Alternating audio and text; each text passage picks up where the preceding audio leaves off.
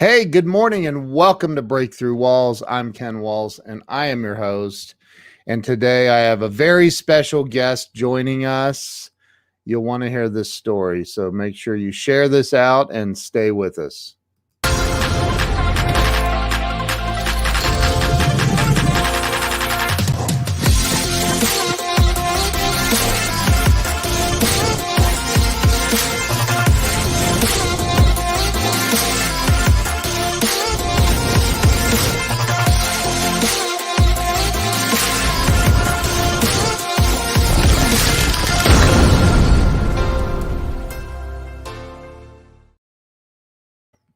All right, let me bring on my guest today, Mr. Joel Sheagren.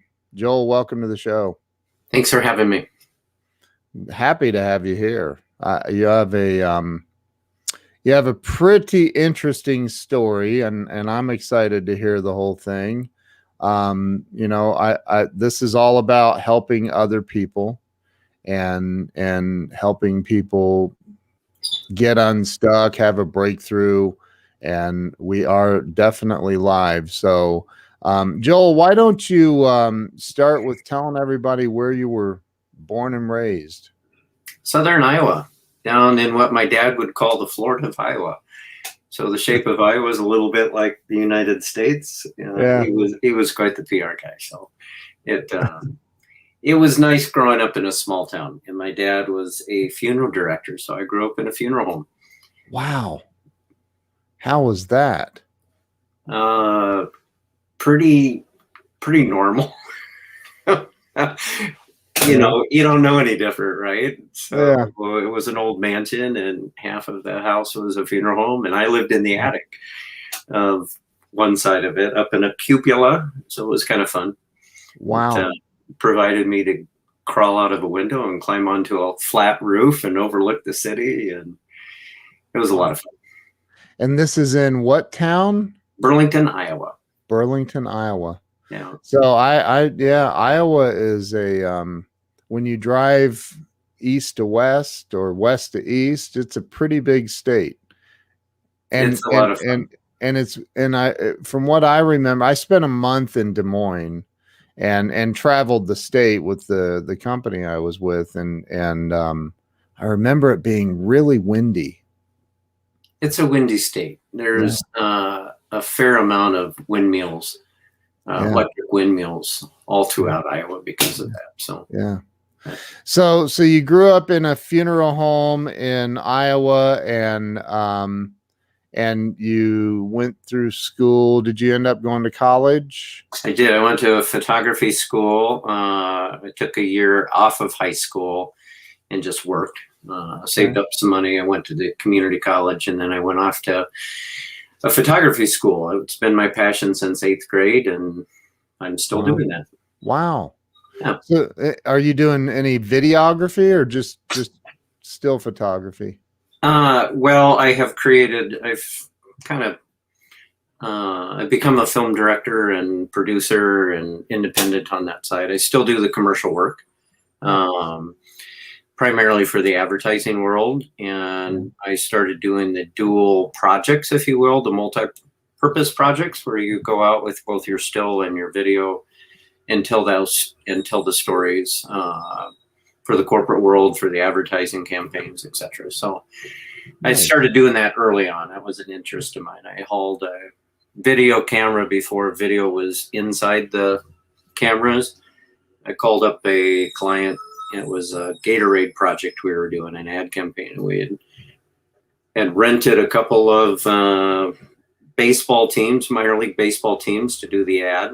Wow. And I had asked the art director, do you mind if I bring my video camera? And he says, oh yeah, we got plenty of time. Let's play around with that. I'll be glad to help you. So it was 20 some years ago.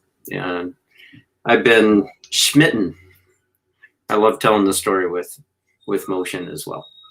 That's awesome. I'm a fan of video stuff myself. So, so you, and I know that didn't you recently have something that was on that played on Hulu?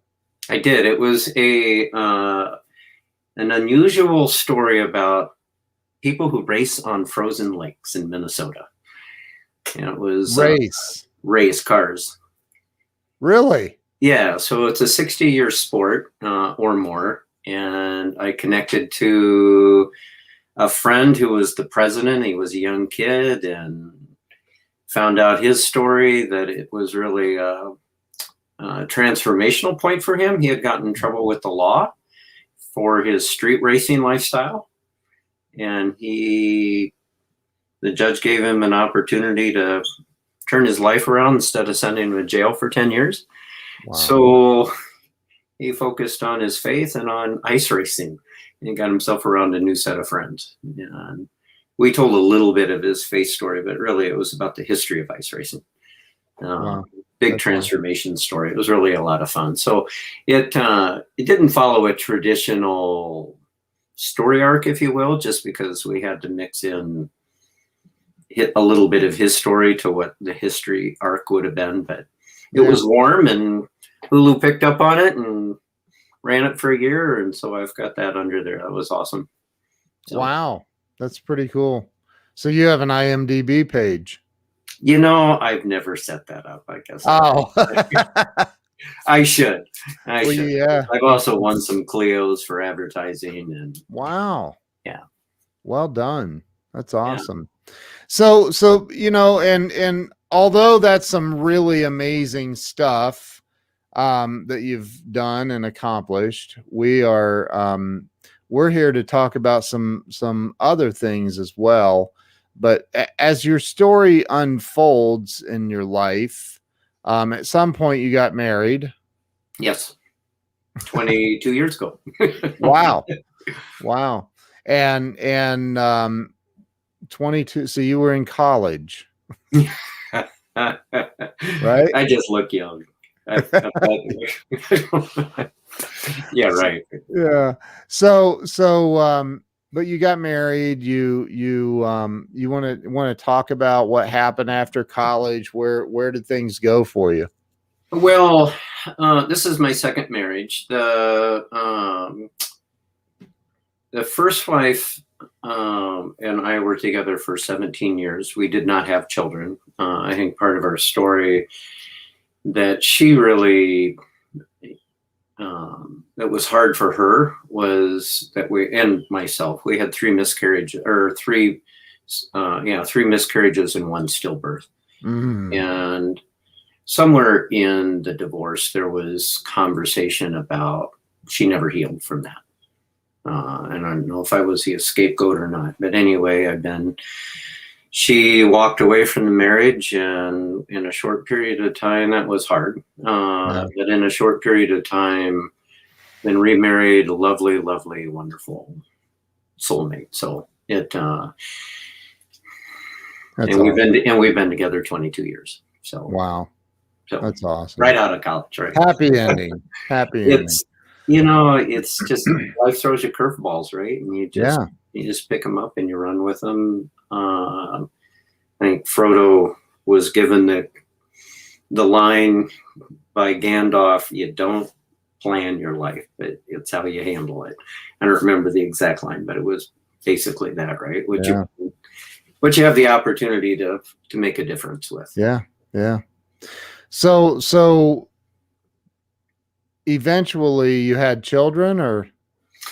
So here's the story. I had a dream. My wife and I had been married a few years. Plenty of passion, no medical reasons not to have children. Right. But we did not have any. We had gone to a conference, and the person at the beginning of the conference made some statements, and we sat back down about infertility, and we got a tap on the shoulder from a gal we had just met.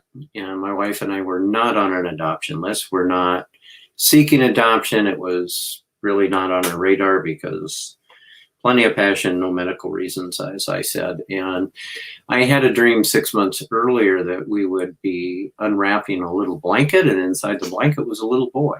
And the dream went on with a little girl joining him, and they got involved in a Shakespeare Maypole festival where there's music and dance, and young kids dance with ribbons around a pole. And then at the end of the dream, our two children went outside a building and started to grow, and there was a context that it was exceedingly good.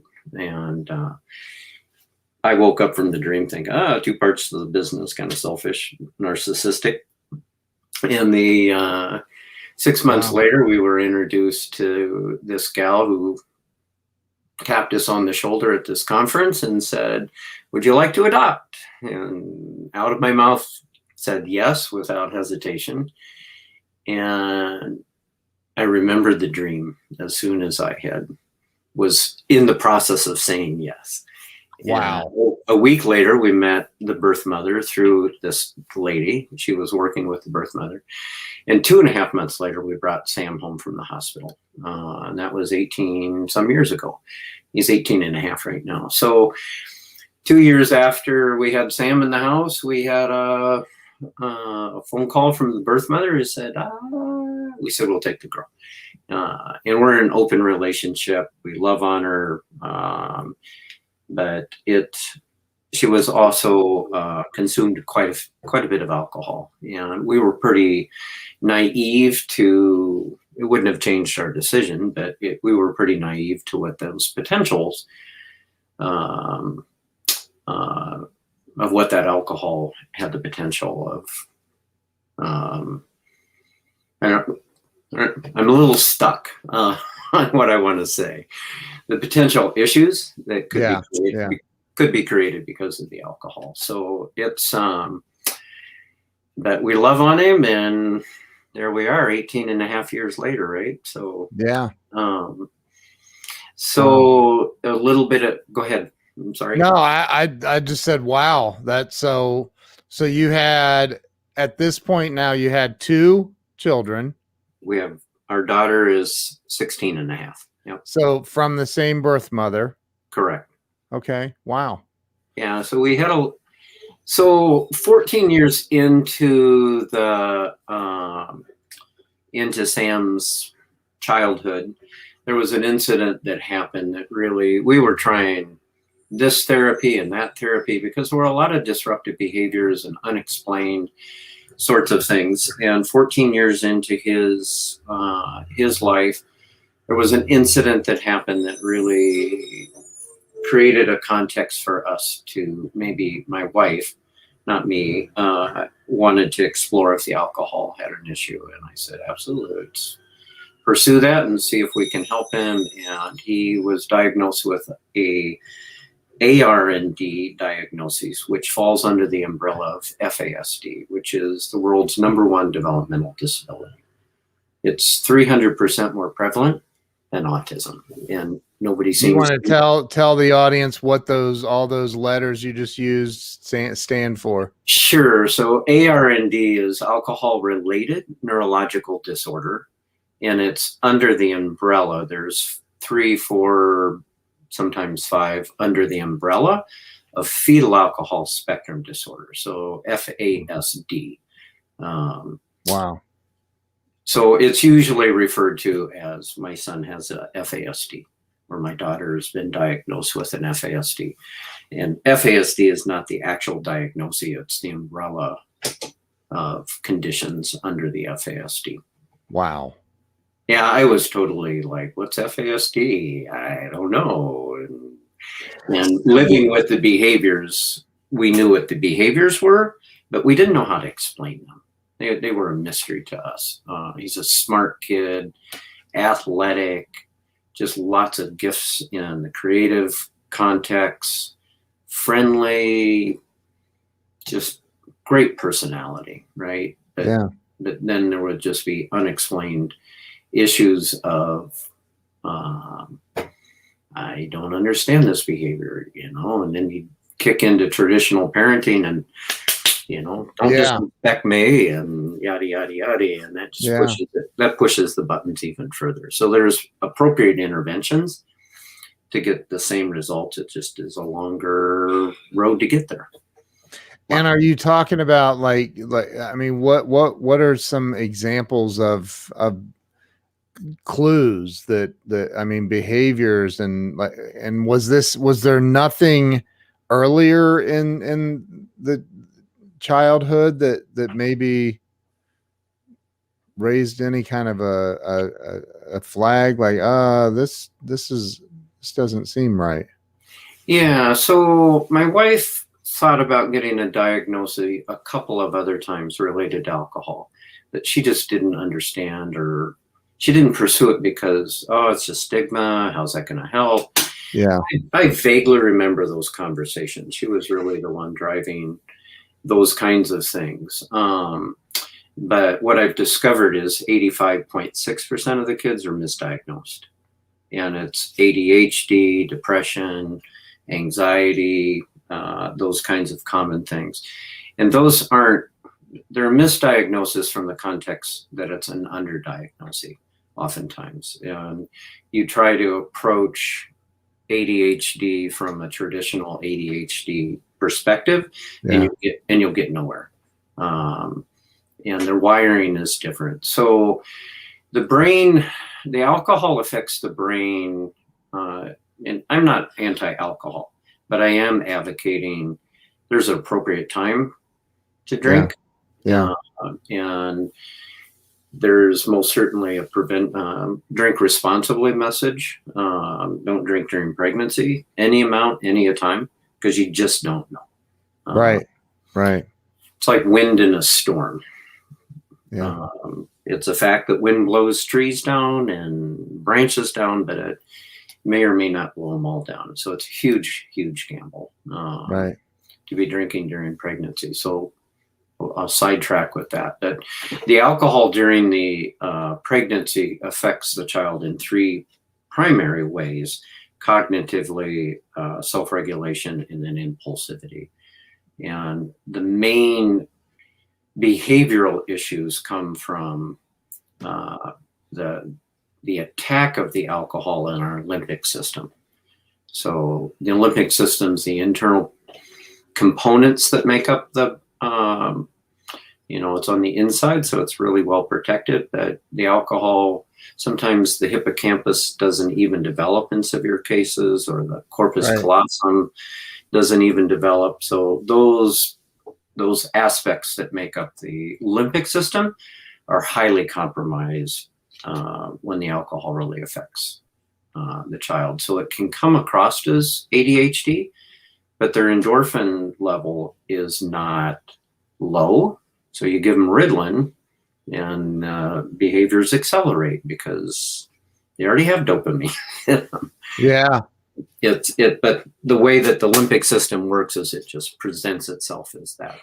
What is the you're calling it the what? The limbic system, which is in the brain science. It's made up of a number of, I forget if it's 6 or 7 different components. But the hippocampus and the thalamus and the corpus callosum.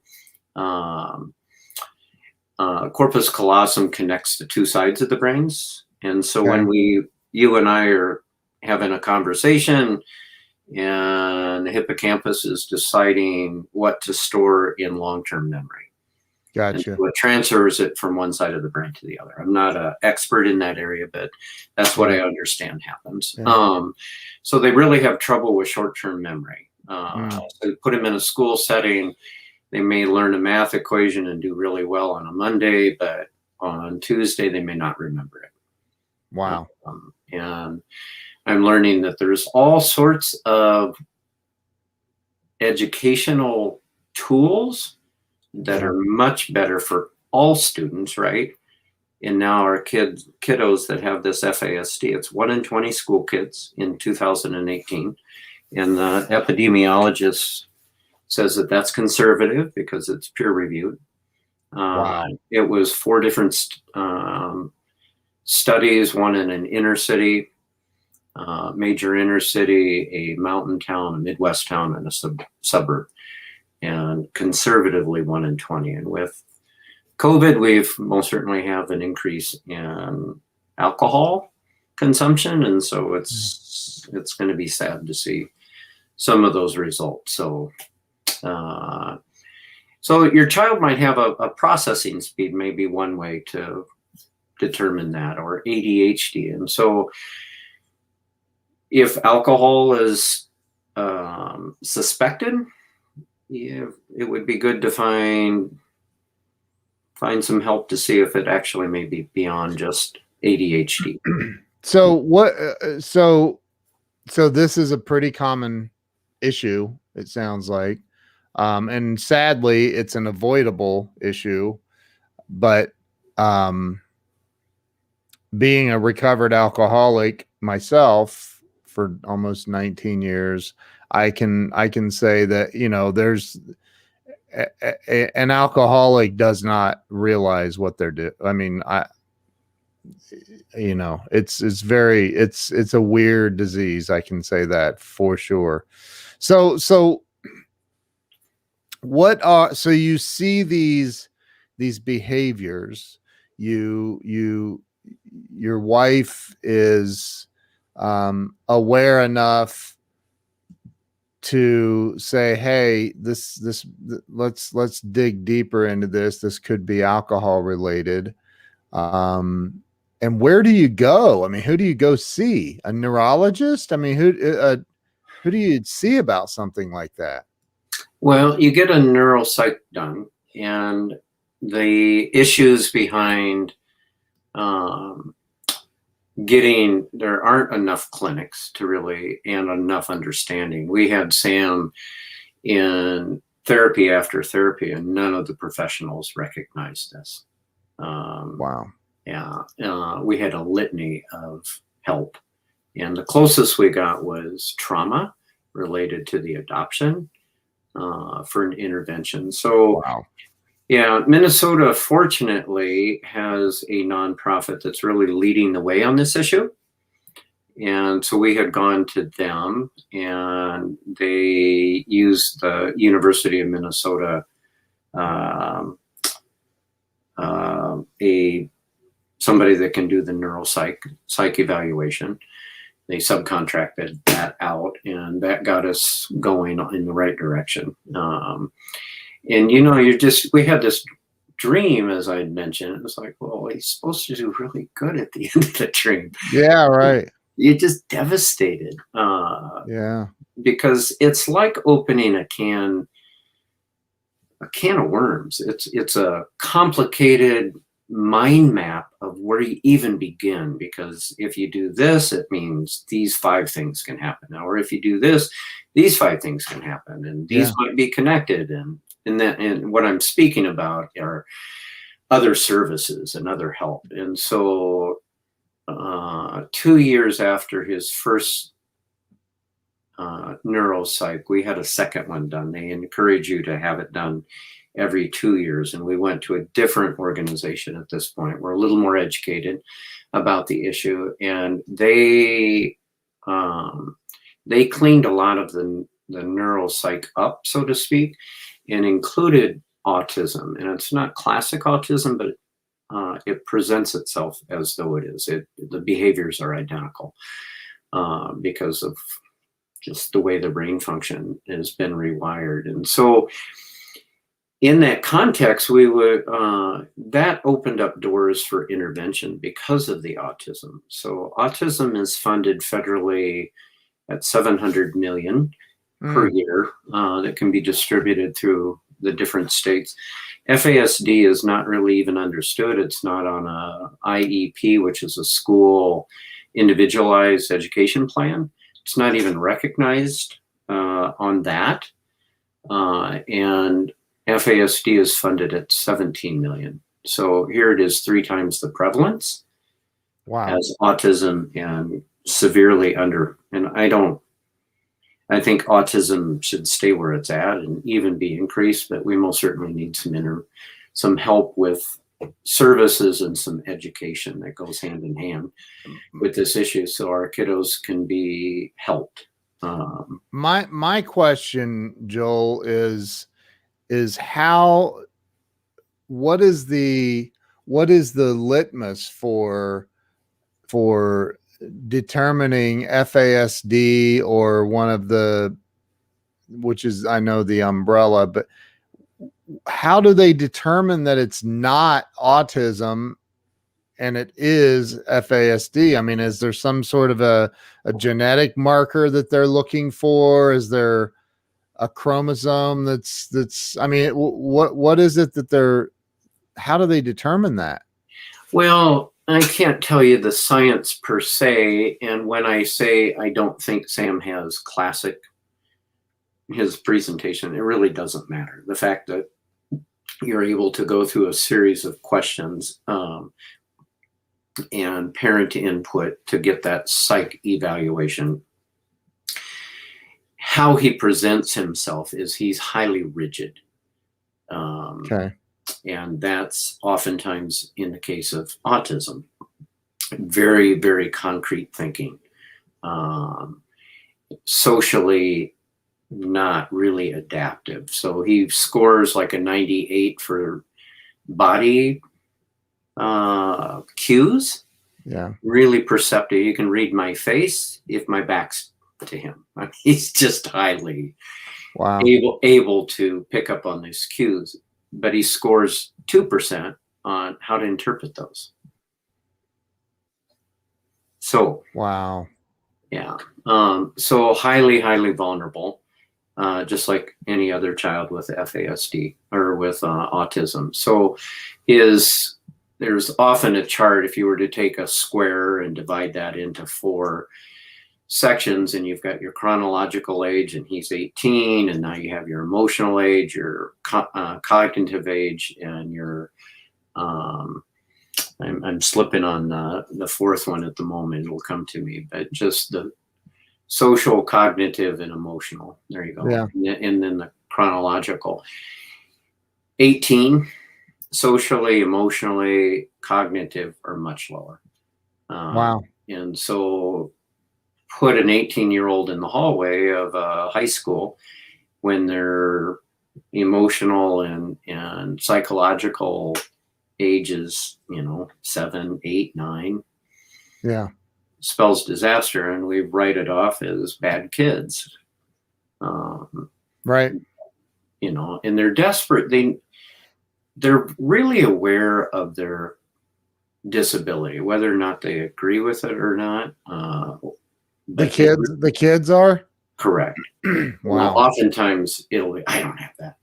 But they know down deep they do, and they're desperate for friends. Desperate for friends, because socially they just don't connect. In the case of our son, he makes friends easy, but he can't keep them. And we've had those conversations that really he wants help in that area. Yeah. So bless his heart, he's a great kid, but his brain injury trips him up a lot of times with, at home, it's just chaos oftentimes, not all the time. But if he's trying to get somewhere on his phone and he can't get there, or he wants something, he'll perseverate, which is he'll punch a hole in the wall, because it just eventually can become angry enough. Wow. He's gotten better at that, but we've replaced windows and sliding glass doors and oh my gosh. Yeah. And anyway, those aren't to complain. Those are just the realities. Yeah. Those are the realities of what's going on with how many of our kids, and with parents that don't understand it or don't want to press in. So once press in to want to help them. And so when we had the diagnosis, I can talk, you know what I mean? Yeah. I just oh my goodness, I don't know anything about this. I'm educated. Yeah. How do I help this kid? Right. And it's a paradigm shift for parenting. It's a complete. So I'll give you an example. Hey, Sam, in a traditional parenting. Hey, Sam, come wash the dishes. Maybe there's right. some sort of word there, right? I've learned, and then you might go after him. And it's like, no, don't disrespect me or whatever, right? You need to get up here and help. That doesn't go anywhere. So with this intervention, with a more appropriate intervention for our kids, hey, Sam, in 5 minutes, can you come wash the dishes and help the family out? And you still might get the, but you just ignore it. just absolutely ignore it, walk away. 5 minutes later, he's up washing the dishes. Wow. It's processing speed. So you were talking about alcoholism. Think of a child, or think of FASD in that way. You just take away the intoxication, but leave the effects with that child for their lifetime. They are ramped up. They've got impulsivity. They don't think logically. You can't reason with them. If they're keyed up, you can when they're calm. But if they're keyed up to want to say something simple, our son loves to fish, absolutely loves to fish. And so we've learned not to tell him I'm going to take him on a fishing trip in a week, but tell him the morning of. Yeah. Because he won't eat for a week. He won't do his schoolwork for a week. Wow. He won't, that's what perseveration is. You just get focused and you can't think of anything else. Wow. And so you learn to work with that. And, and I'm glad we've learned some interventions. They're not 100%, but they've made a huge difference for the chaos in the house. So when you suspected, or your wife suspected, and you're making your rounds with all of these different physicians, psychologists, psychiatrists, I'm making assumptions. All the above, right? Yeah. Probably some pediatric people, and you're finding, did anybody say, well, he's appears to be on the autism spectrum? No. I'm just curious, at what point was there a moment where somebody said, oh, this is FASD? Well, that was more of my wife. We had an incident that happened that was more serious, and I don't want to get into that. But sure. My wife was, it's time to explore this. If the alcohol actually had an effect on him, because we're not getting anywhere with all these other interventions and therapies. Play therapy, was one of those. And you would think she would have known that. I reached out to her on LinkedIn after Sam's diagnosis, and I had said, this is what he had. And she goes, oh, I should know more about that. I need to learn more. Who's she? Who are you referring to? The play therapist. Oh, okay. We worked with her for 8 years, something like that. A number of years. And she got us in the ballpark, but she continually worked at, well, he's trying to protect himself. So think of a fetus kind of in the womb with their arms up in the air saying, don't.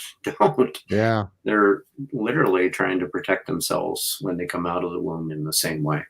They're blankets. He had 50 blankets and 500 stuffed animals. I'm being a little melodramatic, but it was his fort: pillows, blankies. So when he went to bed at night, so kids have a lot of trouble sleeping. They have a lot of trouble with regular food intake. And those are a couple of signs. Now, that doesn't mean it's the catch-all, but those are some signs. Processing speed. What does short-term memory? I would advocate for Sam, kind of like what I was mentioning with the math equation. I would go to the soccer. Sam is highly athletic, and he would be in and out of the top tier teams growing up. Loved soccer. But he primarily did defense. Take the ball away. Whereas if you're a forward, you've got to think about sequencing. That's a tough issue for our kids.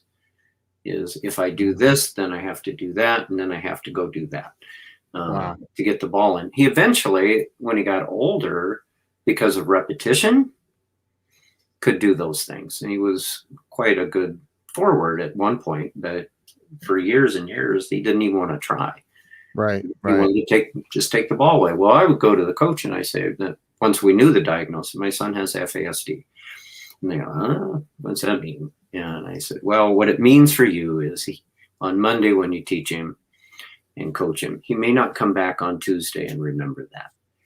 It isn't as though he's being lazy or wasn't paying attention.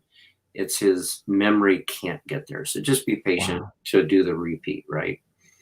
Wow. And he'll eventually get it. So I would advocate for him. I had no problem being able to say, he's a great kid. He plays soccer well. But here's what's going on. He used to have a nickname called Watts. What? He's Watts, as in some days he was on, some days he was off. Oh, wow. Wow. Yeah. So when he got older, the speed of the game just, you could see him start to lose the ability to keep up with that. And he actually said, I can't do this anymore. But now he's in an adult league and it goes a little slower and he's doing well. It's a sport he loves. So is he, I mean, does he work? Is he able to function as a somewhat normal? Yeah. So if you don't know his condition, you might just think he's normal, and to a certain degree. Once you get to know him,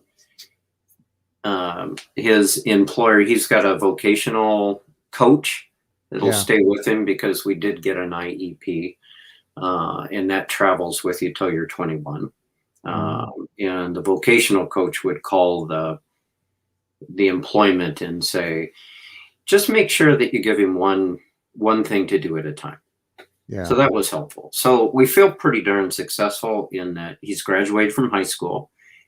He didn't get a girl pregnant before that. Well, that's good. He's not on drugs or alcohol, and he's got a full-time job, and he loves us. Those are pretty big success stories. So I think and it sounds like I don't know what your faith is, but sounds like God was involved in because I think that, and I say that because like you just seem like a really good and patient man. Well, thank you. I think he may have caused some of your hair to fall out. Shoot.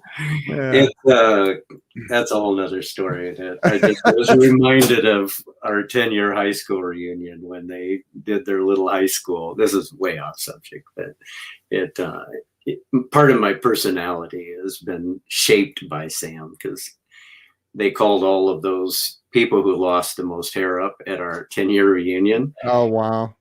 And I went by the mic on the way and I said, okay, now all of those who gained the most weight come up first now.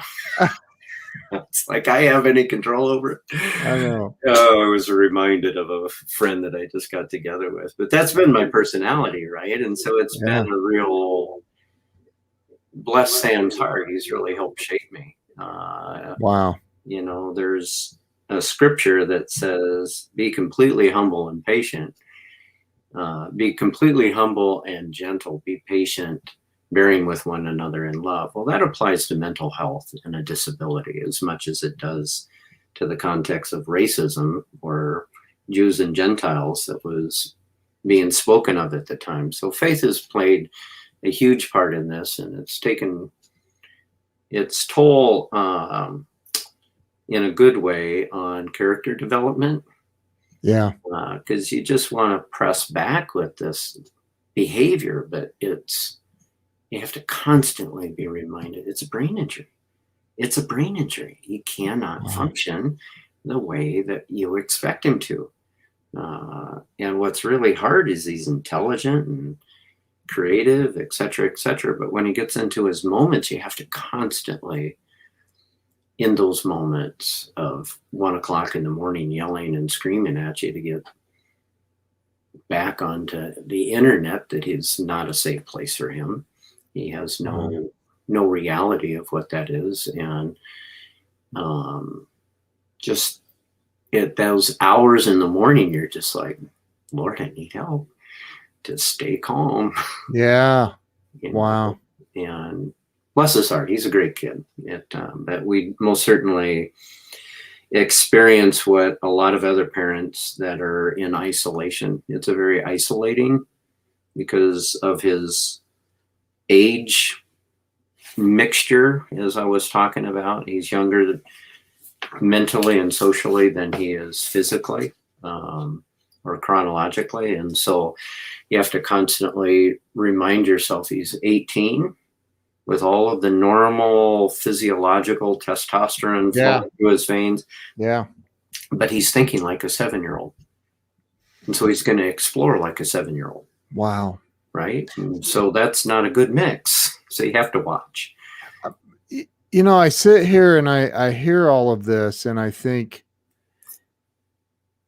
you know, there's got to be, I'm speculating, but there has to be a lot of kids and parents that are experiencing this and they don't realize they're experiencing this. They think it's something else. Yeah. They think the kid is out of control and needs to go to juvenile detention center or prison or whatever. I know that I just got really extreme, but they're thinking it's something else, and yet it's quite possibly this fetal alcohol syndrome. Correct. Yeah. So you're not extreme. 60% of our kids have encounters with the criminal justice system. Wow. Yeah. So, and they don't learn from consequences. It's hard for them to learn from consequences. It's not as though they can't, but that's a common theme. That's really sad. Yeah. So 25%, both men and women, is a verifiable fact of our criminal justice system. So as a filmmaker, part of that journey with our son and learning how to provide interventions for him was, okay, so this is what I've been handed. Sorry, I'm a little emotional here. How the heck did this escape our understanding for all these years, really? And so I just really knuckled down. How do we create some awareness? Justice is a high meter for me, and it's, you know, it's not right that kids are affected this way. It's not right that we don't understand them and we don't have the interventions, and we just don't know anything about this. And so I just picked up the gauntlet and said, what does this look like for a film? And so it's a feature-length film that I'm working on fundraising for. It's called Embraced, and the name comes from how I embraced my son. Wow. Yeah. So, and the story spans family, classroom, and criminal justice is what I see envisioned. And then we will we'll highlight a little controversy and provide a fair amount of the neuroscience and the medical aspects. And we'll finish with stories of hope and success. So that's the span of the story. And what I see is kind of a hybrid of a docudrama, so to speak. Yeah. I want to script the stories rather than just do a reenactment. And those scripts might come from an eclectic or a gathering of 10 or 15 stories that I've heard threads of. But anyway, to script a 10, 15-minute story, and then weave in the interviews, facts and story go a long ways.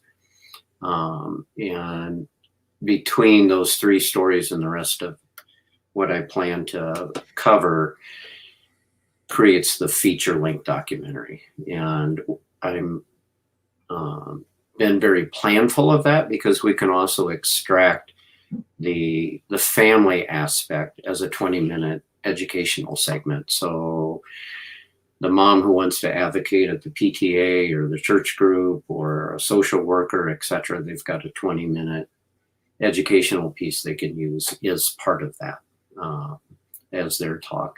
And the same for the schools and for the criminal justice. And then I don't plan to reenact a medical aspect, but I want to provide a fair, solid foundation in that area. And there's a lot of OBGYN doctors and pediatricians that don't recognize this. Our pediatrician for our son was like, never heard of it. I want to watch the film when it's ready. And it's like, well, make a donation to help us along the way. Yeah. But bless her heart, it's not as though people don't want to know about it. Yeah. Not as though a birth mother does this deliberately. So I want to address the stigma, both for our kiddos and for the birth mother as well. That'll be woven through that. It's a human condition. We all have issues. Let's support one another and figure out how to kill the stigma around this mental health component. You know, that's my entire life is, you know, I try to convince people that, hey, you know, listen, you're a human being and you're going to screw up. You're going to screw up. You're going to make mistakes, and it's okay to be imperfect. And you know, but I think that from what you're saying, we are, I can't even think of an analogy of how just off we are as a human race addressing these issues in the wrong fashion. Like we're saying, you know, that this is this is criminal behavior. This is, you know, whatever it is, and not looking at the root issue in a lot of cases. It sounds like to me like the root issue is there was the mother consumed too much alcohol during the pregnancy and it caused a brain injury for the child. Right. It's really that simple. It is that simple. And unfortunately, or fortunately, I don't know, only 10% of kids that are affected with this really have a physical trait that you can recognize that there may be an issue. For the other 90%, like our son, you'd have a really tough time looking at him physically. And I've had a number of people, Sam? No way. It's hidden, right? It's behind the skull. You don't see that his brain has been shrunk and the folds of his brain are less than ours. And I haven't done anyway, the issue is 90% of our kids don't have a physical trait that we can look at and give them grace for. But the reality is it is a brain-based issue. It's not a behavior-based issue. But we hold a high standard. If they've done something, we've got to send them to prison. But I get that. But at the same time, we need alternative justice issues. Our son needs a new set of friends if he's got around the wrong crowd. He's just going to go with, hey, Sam, why don't you go in? He's not done this, but as an example, hey, which is common for getting in trouble with the law. Hey, Johnny, you want to be a part of our gang? Why don't you go in and get us a 6-pack off the shelf? Yeah. And most of these kids are compliant, so they stop. When the clerk says, what are you doing? Stop. Well, they told me to steal it. And they're like, oh, yeah, sure. But the reality, that's what's really going on. Yeah. Because it's the brain-based piece. So how do you help identify that? I have ideas behind where we can go with that. But the first step is to get the film done. And then in my target audience are really parents. It's a huge issue within the adoption and foster care issue.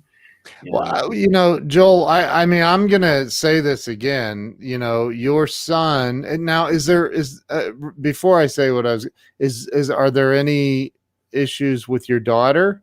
No. Wow. Yeah. So it's like going back to the illustration, which has created some controversy, right? Yeah. Well, our daughter wasn't affected, so how can it be alcohol? Right. Well, take the storm analogy, right? You've got wind in a storm. It's a fact. Yeah. Right. Wow. So we need to highlight that a little bit. Most of it is, from what I've done quite a bit of research, I can't find anything that really supports it. It's just the opposite. There's over 40 years of research that supports any amount of alcohol at any time during pregnancy runs the risk.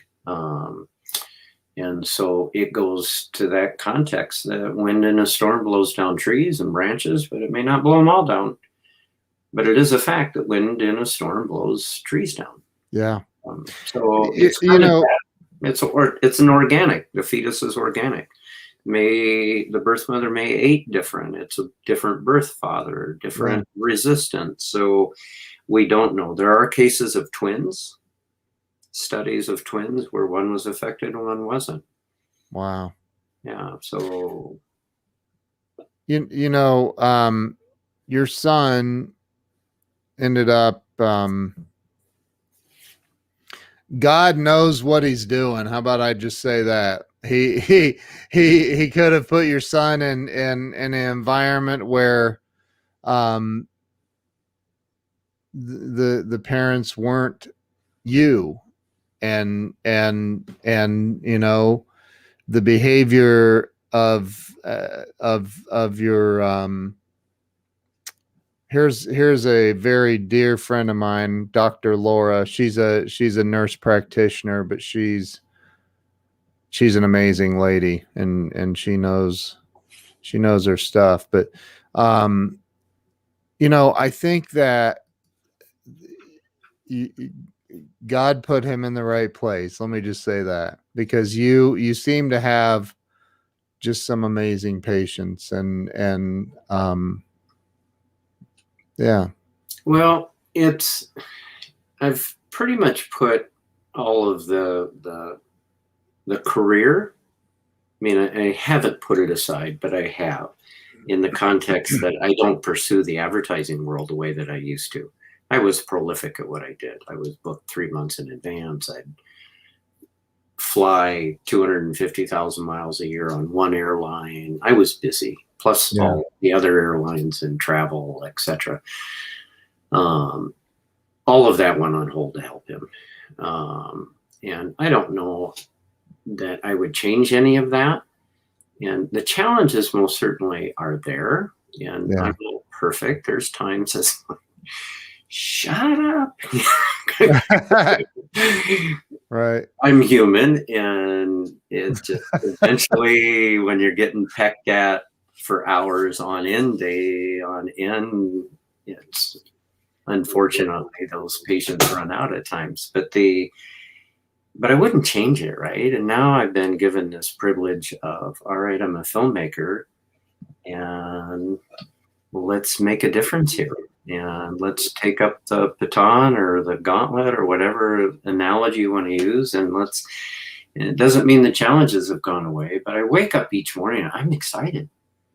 And after 4 years of really digging into this, I wake up with even more excitement. So I know I'm on the right path, and I want to make a difference for these kiddos and for my son. Let's start with a small step and take the calling, if you will, because I had this dream and I have to constantly remind myself, all right, God, you gave me this dream that really anchors who he is and where we're going to go with this, right? And so, and my skill set is production comes like breathing for me. It's just give me 4 or 5 projects at the same time, and I can talk in depth about all of them, and I want to keep it this simple. Let's produce a documentary. let's start with, and we need funding for that. So we're in the fundraising stage. And let's get a prototype done. What's the funding goal? 750,000. That's it? That's it. Well, the marketing side's a whole nother, that's into the seven figures. We'll get you on a bunch of shows like this, and that's what you need to do. Sorry, I want to ask one question before I forget. What is the website address for anyone that would like to donate to your project and or get to know you better or learn more about all of this? What's a website? Well, thanks for asking. It's embracedmovement.org. Embracedmovement.org. Yeah.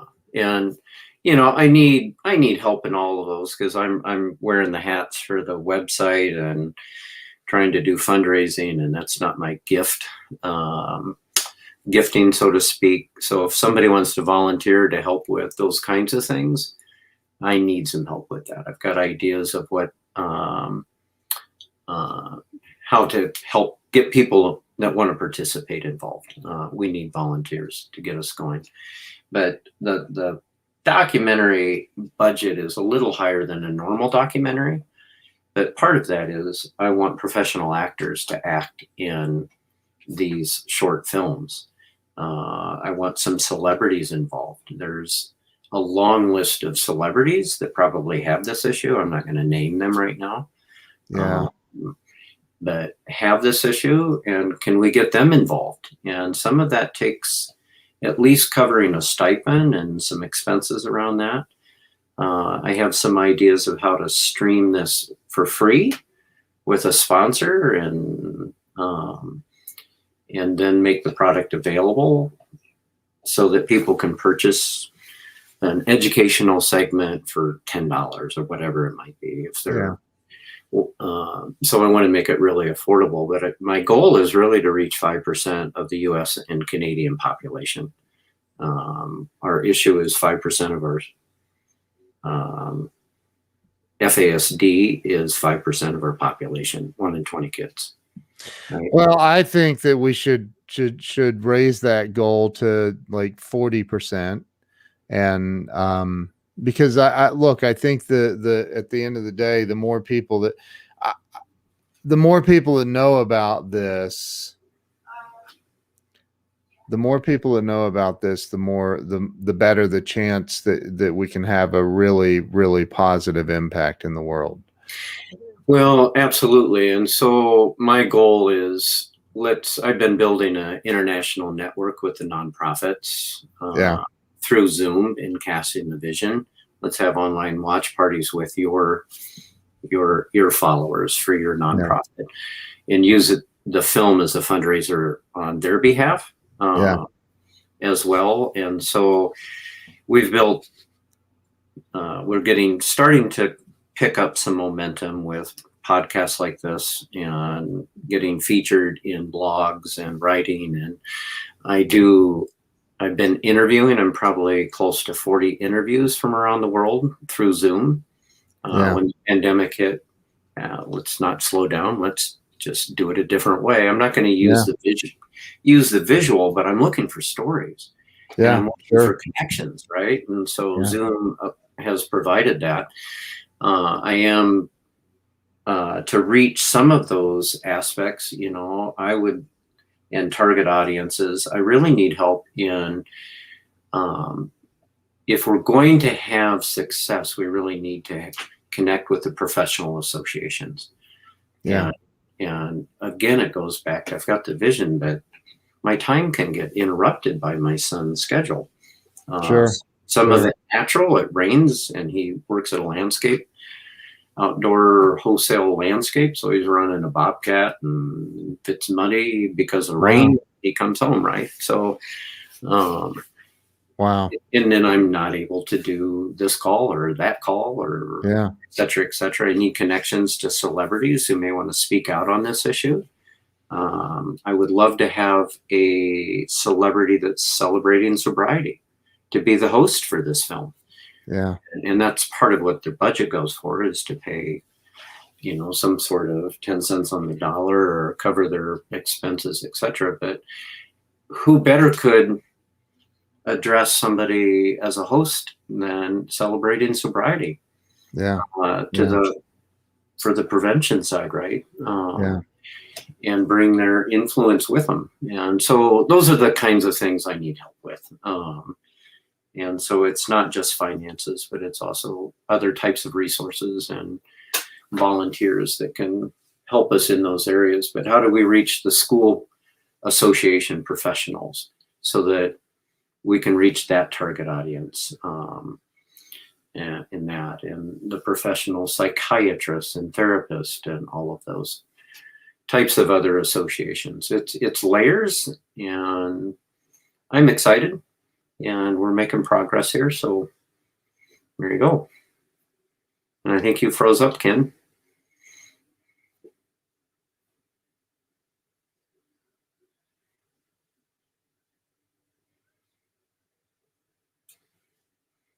I don't see myself froze up. So until you're unfroze, there you go. You might be coming back now.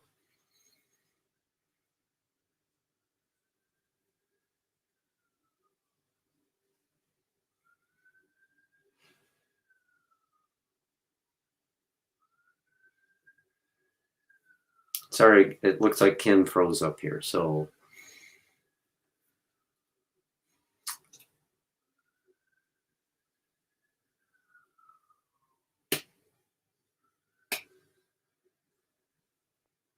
I don't know if he's in the background. I'd be talking over him. Otherwise, I could go on here a little bit.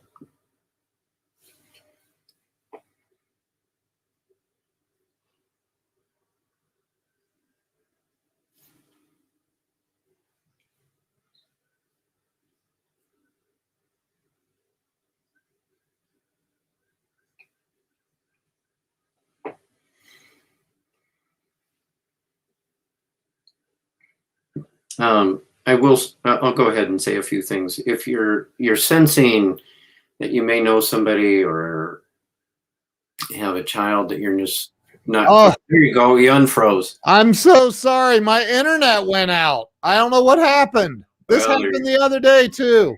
Gee, well, Christmas. I'm so sorry about that. well, I wasn't sure if you were saying something in the background. I didn't want to talk over you. So No, thank you for hanging in there. I don't know what happened. I'm sitting here panicking. I broke out in a sweat. well, I was going to suggest, if people are sensing, oh, that might make sense, that somebody I know or a cousin or a family member, oftentimes you can start with the diagnosis, going back to that with your universities. Yeah. And they oftentimes have a pediatrician or a neuropsychiatry department that might get them going in the right direction.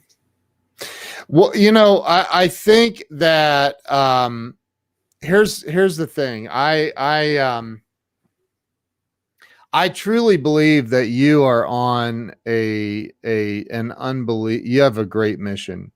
And I truly believe that it's been ordained by God. And I truly believe that nothing can stop that. Nothing. So I'm I'll receive that. Thank you. You need to receive that, because I truly don't think anything can prevent it from happening. And this is a very, very, very important thing. I don't know what to call it. This is a very important topic that people need to be aware of. There needs to be awareness. That's the primary goal. I saw something pop up here. What is your goal? And awareness is most certainly the, you know, and for me, awareness is, let's make this as known as autism. That makes it tangible, right? Yeah, When you say autism, you may or may not know the behaviors, but you give grace to the person who has autism, and right. you're aware of it. We don't have that kind of awareness yet. And so that's the primary goal. And then the second phase of this is really to market the educational segments to the professionals and the professional associations. How do we reach the teachers so that they better understand this issue, right? How do the psychiatrists, very few psychiatrists even understand that. Well, let me ask this. And so for fetal alcohol, you're calling it what did you FASD? So fetal alcohol spectrum disorder. Okay. Pediatrician. Well, let me finish real quick there, Ken. FAS is fetal alcohol syndrome, and that's the physical aspects that's part of the umbrella. Okay, got it. And most pediatricians understand FAS. Got it. They don't understand FASD. I was thrown under the bus by a bunch of doctors. I had finished up writing the first round of the business plan, and I went off to coffee with my editor, and I said, and a bunch of doctors came in. We found out later they were doctors and asked us to move because they wanted the big table. And we said, sure, and found out they were retired medical doctors. And I said to my editor, Jeff, I'll be back next week with the executive firm. There's my funding. They threw me under the bus. One of the doctors said, and I did go back the next week, and they said, yeah, right. My wife drank all through pregnancy. Hey, Johnny, you think they turned out okay? Somebody has here, let me read that. Yeah, it's not even in the DSM. Yeah, you're right. Not even in the current one. So there's lots of changes, and the National Organization of Fetal Alcohol Spectrum Disorder is highly behind us. I've reached out to somebody that's been really responsible. Just part of the goal is this Senator Tom Daschle. You froze up on me, so I'll just keep going here, Ken. Senator Tom Daschle was really responsible for Fetal Alcohol Spectrum Disorders National Organization. He did some fundraising with Kevin Costner. I would love to connect with him if anybody has a connection. Kevin and he went out and did fundraising, and Kevin loaned his voice back in the days when Dances with Wolves was going on. It's a huge issue on the reservations. Wow. Yeah, so it affects every nation, every race, suburban. It doesn't matter, but nonetheless. Yeah. I listen, we've got to wrap this up. I apologize. I am having internet issues all of a sudden, and I've got to address that. So, and I don't want to freeze on you again and disappear. So, listen, this hits very close to home for me. And, I'm very, very grateful that you have been on and talked about this. Maybe we do some more of this in the near future, to bring more awareness to the world. That would be awesome. I would love that. Yeah. I think this is something that, everybody needs to be educated about. And Laura, I see she's an amazing, her husband's a physician. She's a physician. Well, she's nurse practitioner, same thing as a physician. They probably are smarter than most physicians. But I think that, and she's right. I mean, there's all kinds of things that can be, that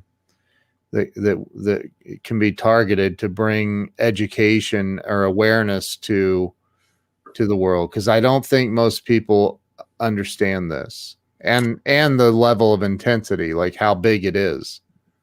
Well, absolutely. And I've got a folder that has or 12 folders of different organizations I want to reach out to, or different industries, and within that there are layers, right? Yeah. Those are the things that I need help with. I just can't keep up with all of it. It's most certainly one of the first people I connected to was ACOG, which is the OBGYN organization, and they're fully behind us. And they said, we can't provide money, but here's a list of 12 things that we can come along and support you. And I need to revisit that. But again, there's so many layers, and this affects our society. So it's going to have the layers. But, politicians, like I started to say, Tom Daschle and I have gotten to know each other a little bit, and he's behind this, and he really wants to have, he's lost contact with Kevin Costner, but he's given me permission to say, the two of us are looking to connect with you, Kevin. We would like for your voice for this at some point to speak up, and what that looks like. I've got some ideas, but I don't want to be pretentious. Whether it's Kevin or somebody else, it needs some attention, and celebrities most certainly can bring their influence. And guess what? God has a connection with Kevin. So, there's a way. So, listen, Joel, thank you for being on here and being so open and transparent and sharing your amazing story and journey. And I truly believe this is just the beginning. So, thank you for being a guest today and being so open. You're amazing. Thank you. Thanks for having me. I appreciate it. Thanks for our friend Pamela. Yes, Pamela. Thank you, Pam, for introducing us. You're a rock star. So everybody who's watched and shared this out, thank you. If you haven't shared it out, please share this out so we can get the word out about this. So you guys have a great day. Joel, stay with me, and I'll chat with you here in a minute. Have a great day, and thank you again for watching. Bye-bye.